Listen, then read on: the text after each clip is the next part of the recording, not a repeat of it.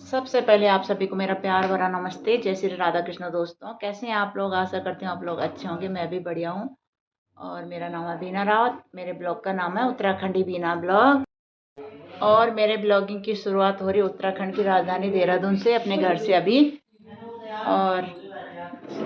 और ये रहा हमारा काना बुरुस करता हुआ। जब तक मैं फ़ोन हाथ पे उठाती हूँ तब तक हमारा काना पीछे से एकदम आ जाता है कि दादी ने फ़ोन क्यों उठाया होगा हाथ पे। ये तो मेरे से फ़ोन छीन के भाग जाएगा। अभी तो फ़ोन नहीं छीना, अभी गाड़ी में बैठा है तो अभी ब्रुश करने पे लगा हुआ है। अब मैं अंदर आई थी, फटाफट मेरे साथ अंदर आ गया। ये देखिए भाई, यहाँ पे बन रहा है आज का breakfast sandwich, healthy beetroot sandwich. हाँ, इधर चाय भी बन रही है और इधर चाय भी बन रही है। और देखिए हेल्दी चाय ससुर जी के लिए। और ये एक बार बना रही चाय और दूसरी बारी बना रही सैंडविच। और यहाँ पे है प्रीशा, उसके दादू खिला रहे उसके सैंडविच।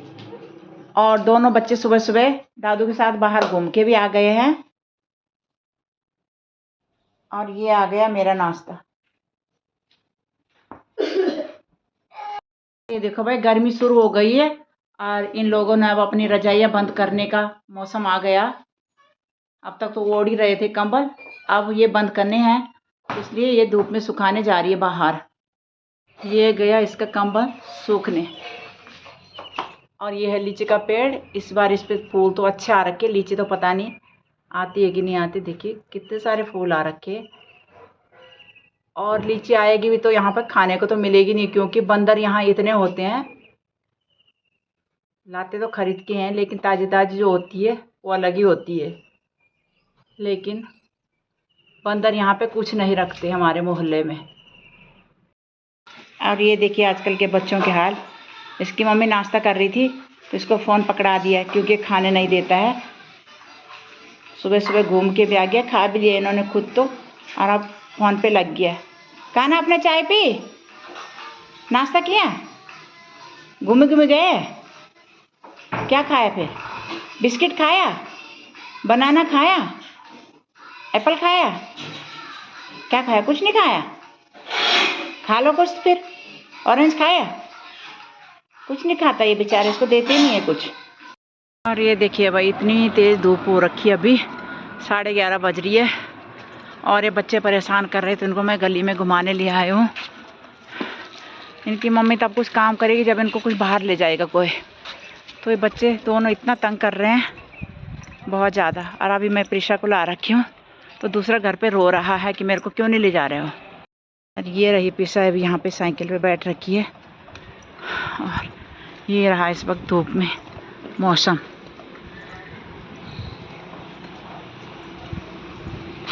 और आज मैं अभी भागवत कथा के लिए निकल चुकी हूँ अपने घर से। भागवत कथा हो रही यहाँ पे, आज तीसरा दिन है। 2 दिन नहीं जा पाई क्योंकि सर्दी हो रही थी, सर दर्द बहुत ज़्यादा हो रहा था, तो इस कारण नहीं निकल पाई 2 दिन। आज जा रही हूँ और घर से तो मैं अकेली ही जा रही हूँ, बाकी लोग मुझे वहीं पंडाल में मिल जाएंगे। यहाँ से कोई नहीं है अभी जाने वाला, इसलिए सब। और अब आ पहुँची मैं इसी गली में जहाँ पे श्रीमद् भागवत कथा हो रही है। और यहाँ तक थोड़ा थोड़ा लाउड स्पीकर की आवाज़ आ रही है। मेन रोड पे तो ज़्यादा आ रही है, लेकिन अंदर गली में थोड़ा कम आ रही बीच में।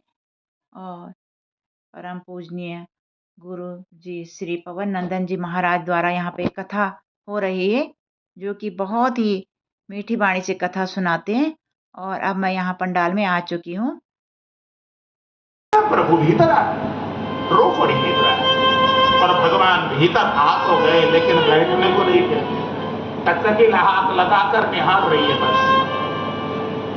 तब भगवान को फिर से कहना पड़ा, चाची बिठाओगी नहीं, पैर दर्द हो रहे हैं। अब होश आया कि मैंने भगवान को अब तक नहीं बैठा रखा। आइए ना प्रभु, बैठ जाइए। जमीन की ओर इशारा किया। भगवान खाली जमीन में जाकर बैठने वाले थे। विदुरानी की नजर गई। विदुरानी ने हाथ जोड़कर फिर से रोका है, प्रभु जरा 1 मिनट अभी मत बैठना, जरा मैं भीतर से आसन तो लेके आऊं। दौड़े दौड़े भीतर गई, पीढ़ा लेके आई, उल्टा पीढ़ा बिछाया। भगवान को कहा बैठ जाइए प्रभु। भगवान बैठने वाले थे। विदुरानी की नजर गई, उल्टा पीढ़ा बिछाया और उसमें भगवान बैठने जा रहे। झटपट भगवान को रोका, प्रभु 1 मिनट जरा रुक जाना, अभी मत बैठ जा। भगवान फिर से सतर्क हो गए। विदुरानी ने पीड़े को सीधा किया और जैसे ही पीड़ा सीधा हुआ भगवान को कहा आइए प्रभु विराजमान हो जाइए। और भगवान बैठने के लिए आगे बढ़े ही थे। विदुरानी की नजर गई जिस पीड़े को बिछाया है उसके नीचे तो कूड़ा, झाड़ू लगाकर कूड़ा फेंका नहीं था। अब भगवान को हाथ जोड़कर रोका, प्रभु अभी मत बैठ जाना, जरा मैं कूड़ा को तो हटा दूं। विदुरानी ने झटपट जाकर उस पीड़े को उठाकर साफ जगह पर रखा। भगवान को कहा आइए प्रभु अब बैठ जाइए। और जैसे ही भगवान उस पीड़े में बैठने के लिए आगे बढ़े, विदुरानी की नजर उस पीड़े पर पड़ी तो सख्त पीड़ा, उस सख्त पीड़े पर भगवान को कैसे बैठाऊं? रोक दिया, प्रभु एक मिनट जरा मैं कपड़ा लेके आऊं। भीतर गई कपड़ा ढूंढने, एक भी कपड़ा सूखा नहीं था, सारे कपड़े तो बाल्टी में भिगो रखे थे। अब जो भगवान ने पीतांबर ओढ़ने को दिया था उसी पीतांबर का एक छोर पकड़ा और सर्र से फाड़ा और ले जाकर उसी पीड़े में जब बिछाया, केले की गिरी को कूड़ेदान में डाल दिया और केले की छिलके को भगवान के हाथ में पकड़ा दिया। प्रभु लीजिए, प्रभु केला पा लीजिए। भगवान ने केले के छिलके को देखा और केला का छिलका ही भगवान जब पाने लगे, उस केले के छिलके में भगवान को बहुत स्वाद आया। तारीफ करते हुए चाची को कहा चाची मुझे केले के छिलके में बहुत स्वाद आ रहा है, एक और दो ना। जैसे ही हाथ जो फैलाकर भगवान ने एक और दो ना कहा, विदुरानी ने दूसरा केला छीला, केले की गिरी कूड़ेदान में डाल दी और केले का छिलका भगवान के हाथ में जब पकड़ाया, भगवान ने कहा वाह चाची क्या आनंद आ रहा है, एक और दो ना, बहुत स्वादिष्ट है तुम्हारे केले। विदुरानी केला छील छील करके दे रही है। विदुर जी के घर में भगवान प्रेम से केला पाते जा रहे हैं, केले के छिलके मारे। कंद मूल फल सुर से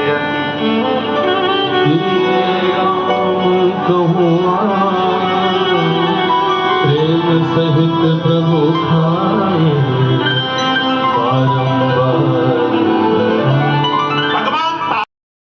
हो रही है। विदुरानी केला छील रही है और भगवान के हाथ में केले के छिलका पकड़ा है। सुध में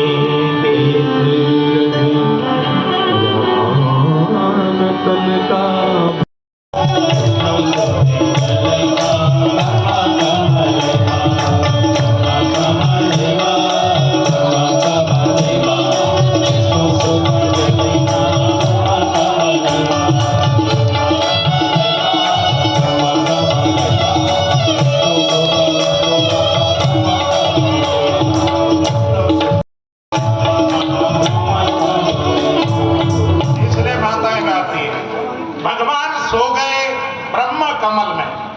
भगवान ब्रह्मदेव सोए ब्रह्म कमल में, विष्णु के नाभि से निकला हुआ वो ब्रह्म कमल, उस पर ब्रह्मा जी सो गए। हजारों वर्ष तक ब्रह्मा जी जब प्रकट हुए, पाद और प्रियव्रत, ये 5 संतान हुई मनु जी महाराज की। और जैसे ही इस प्रकार की पूरी कथा सुनी, मैत्रेय मुनि के सामने विदुर जी ने हाथ जोड़ करके कहा गुरुदेव आपने अभी अभी हिरण्याक्ष का नाम लिया, उसके विषय में तो आपने कुछ बताया ही। ये हिरण्याक्ष कहां से आ गया? ये तो सृष्टि के प्रथम की बात है। तो मनु जी महाराज ये इस प्रश्न को सुनकर बोलने लगे कि हे विदुर, जब ब्रह्मदेव ने सृष्टि आरंभ की उसमें हमने आपको कहा था कि कश्यप मुनि की उन्होंने सृष्टि कर डाली। कश्यप की विवाह, कश्यप की शादी हुई दिति और अदिति के साथ। दिति और अदिति से जब कश्यप भगवान की शादी हुई, एक बार दिति ने कश्यप ऋषि से निवेदन किया, पतिदेव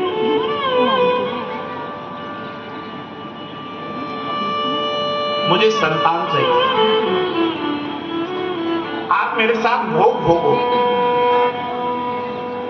अब ये कश्यप ऋषि संध्या में बैठे हुए थे, संध्या बंदन कर रहे थे। अब पत्नी भोग भोगने के लिए बार बार बुला रहे हैं। कश्यप ऋषि ने पत्नी को कहा कि देवी, इस समय संध्या का समय है, इस समय काम क्रीड़ा करना ठीक नहीं। लेकिन पत्नी उस समय काम से बहुत ज्यादा पीड़ित थी, जिद किया।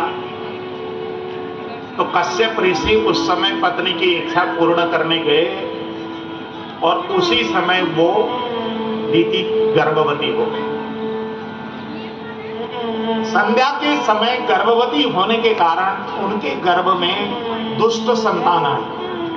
देखो, हमारे शास्त्र कहते हैं संध्या के समय कभी भी 3 काम नहीं करना चाहिए। कौन कौन से काम? 4 काम कभी भी नहीं करना चाहिए संध्या के समय। शास्त्र क्या कहते हैं? चत्वारि मानि कर्माणि परिवर्जये आहारं मैथुनं निद्रां स्वाध्यायं च चतुर्। कभी भी ये 4 कर्म न करें। कौन कौन से? एक तो संध्या के समय कभी भी कुछ खावे पीवे ना। कभी भी संध्या 2 टाइम आती है, एक सुबह की संध्या, एक शाम की संध्या। जिस समय न दिन हो न रात हो उस काल को बोला जाता है संध्या। उस समय कभी भी खाना नहीं चाहिए, कुछ भी पीना नहीं चाहिए। वो जो 15 मिनट का समय होता है उस समय कुछ भी खाओ पियो मत। और मैथुन नहीं करना चाहिए। उस समय कभी भी स्त्री पुरुष का संग नहीं करना चाहिए। और उस समय कभी भी सोना नहीं चाहिए। और उस समय कभी भी पढ़ना नहीं चाहिए। ये 4 कर्म नहीं करना चाहिए। अच्छा, ये 4 कर्म करने से क्या होता है? शास्त्रों ने वो भी बताया। आहारम जायते, चाहते हो तो संध्या के समय कभी भी चाय भी मत पियो। और हमारा जो चाय पीने का टाइम रहता है सुबह सुबह उठते ही, बिल्कुल न दिन न रात, बिल्कुल वो संधि की वेला में ही हम चाय पिया भैया, फिर तो रोग लगेगा ही। उस समय जो भी कुछ खाओगे पियोगे, वो उस समय जो सूर्य की रेंज निकलती है वो विषैली होती है, वो भोजन में जाकर वो दूषित कर देती है। इसलिए संध्या के समय सूर्य को अर्घ दिया जाता है। यदि सूर्य को अर्घ दोगे, उसको जल से जो रेंज आएंगी वो शरीर में शुभ प्रभाव देंगी। इसलिए सूर्य को अर्घ संध्या के समय किया जाता है। सूर्योदय से पहले उस समय सूर्यार्घ दिया जाता है। आहारम जायते व्याधि मैथुनम दुष्ट संतति। और संध्या के समय यदि गर्भवती हो जाए कोई नारी तो उससे दुष्ट संतान होगा अवश्य। इसलिए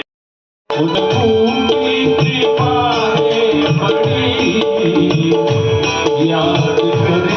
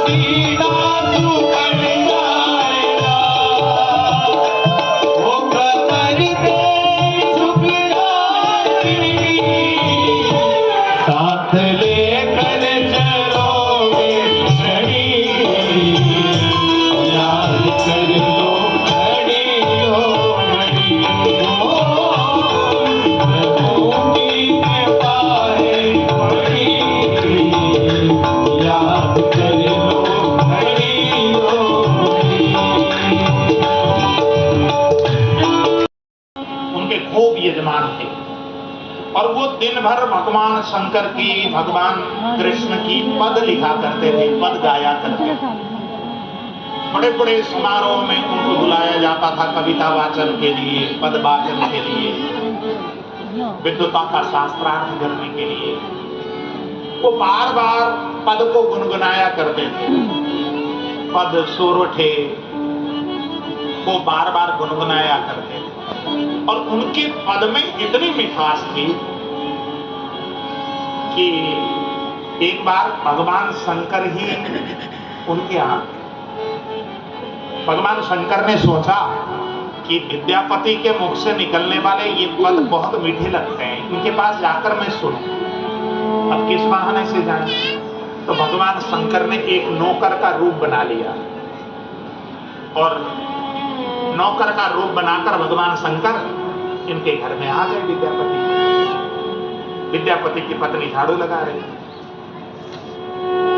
और भगवान शंकर आ गए। उगना उन्होंने अपना नाम रख लिया, उगना। विद्यापति की पत्नी को उगना ने प्रणाम किया, बेबी जी हमारा प्रणाम स्वीकार कीजिए। जैसे ही प्रणाम किया, विद्यापति की पत्नी ने कहा तुम कौन? उगना ने कहा पंडितानी जी मैं आपके यहां काम करने आया हूं। काम करने?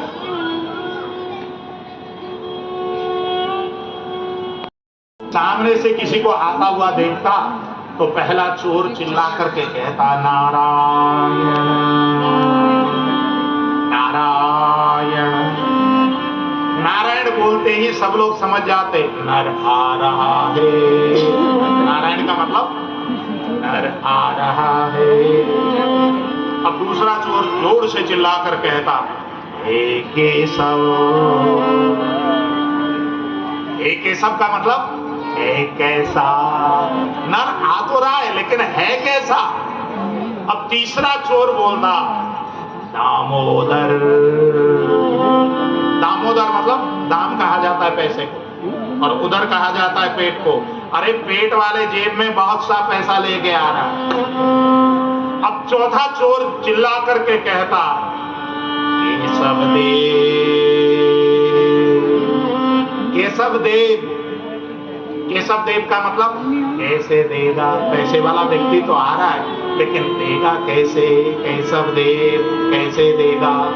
अब पांचवा चोर बोलता वासुदेव। वासुदेव। डंडा हाथ में ले जाकर उसके खोपड़े में बजाओ, देगा कैसे? अब पांचों चोर अपने झाड़ी में से डंडा, बांस का डंडा लेकर आए और जैसे खोपड़े पर बजाया उस व्यक्ति की मृत्यु हो गई। जब मृत्यु हो गई तो पांचों चोर चिल्ला चिल्ला कर बोलने लगे मरा मरा मरा मरा मरा मरा मरा मरा मरा मरा मरा मरा मरा मरा मरा मरा मरा मरा बोलते बोलते उल्टा नाम जपत जग जाना, वाल्मीकि भय ब्रह्म समाना। उल्टा नाम जपते जपते मरा मरा मरा मरा मरा मरा मरा मरा मरा मरा मरा मरा मरा मरा मरा मरा मरा मरा बोलते बोलते राम राम राम राम राम राम राम राम होने लगी ना। मरा मरा उल्टा उल्टा जल्दी जल्दी बोलो तो वह राम राम होने लग जाती है। जब राम राम राम राम राम राम राम राम जपने लगे तो उनका हृदय परिवर्तन हो गया।